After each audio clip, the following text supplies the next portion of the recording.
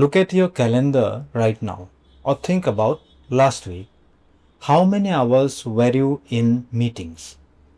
Now, the real question.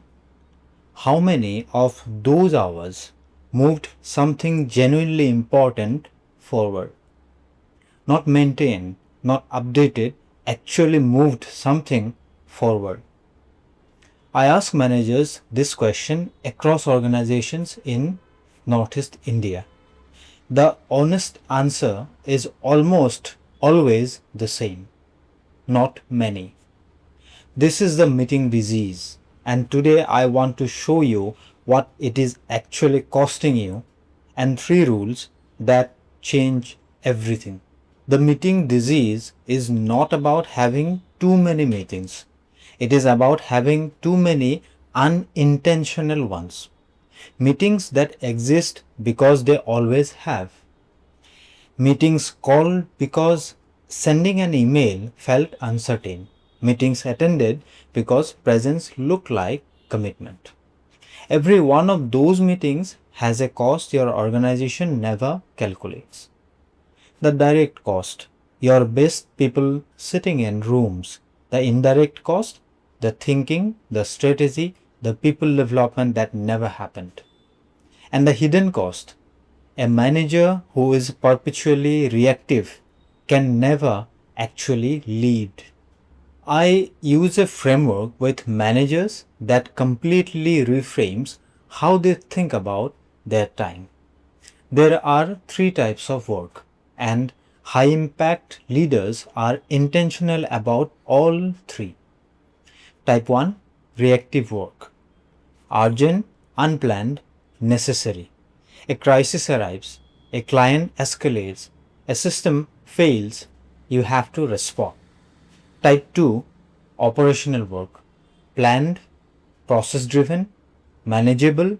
Your regular meetings, your one-on-ones, your reporting cycles, your budget reviews, the engine of the organization running. Type 3, strategic work.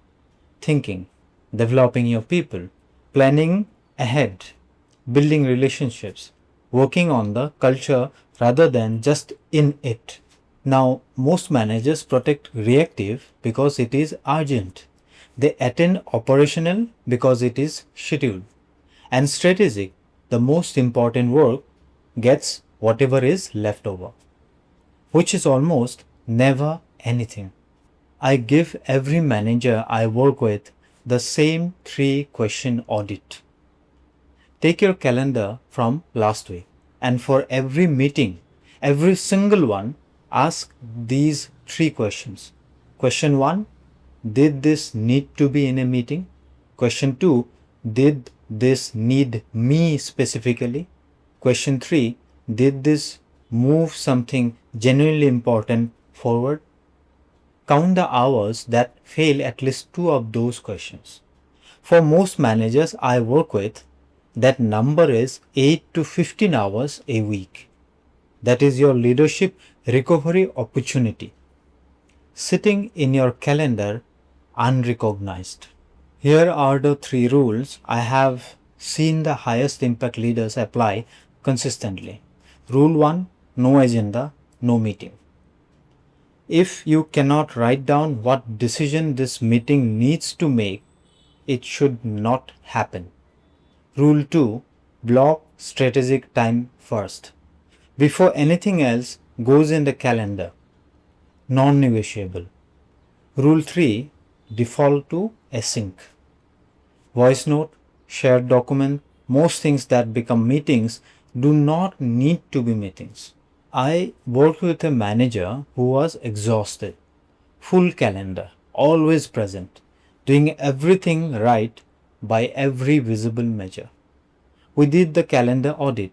She found 14 hours of meetings that failed at least 2 of the 3 questions. 14 hours. She looked at that number and said, I have been wondering why I never have time to think. Now I know.